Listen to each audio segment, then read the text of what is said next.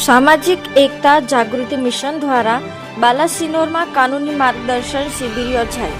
મહીસાગર જિલ્લાના બાલાસિનોરમાં કાનૂની માર્ગદર્શન શિબિરનું આયોજન કરવામાં આવ્યું. તેમાં મુખ્ય અતિથિ તરીકે police inspector Shri A.N. Ninama તેમજ head constable માયાવંશી Vinodbhai, constable Mayankbhai, advocate Pathan સમીરભાઈ, Gujarat પ્રદેશના મહાસચિવ શ્રી વિમલ સોલંકી, AIJQ પ્રદેશ મીડિયા પ્રભારી ઇમરાનભાઈ, BJP SC મોરચા મહામંત્રી યતીનભાઈ તેમજ કાર્યકર્તા આકાશભાઈ તેમજ સૌરવભાઈ, વિક્કીભાઈ, બાદલભાઈ, સર્વ સમાજના ભાઈઓ તથા બહેનો સૌ હાજર રહી કાર્યક્રમને સફળ બનાવ્યું હતું.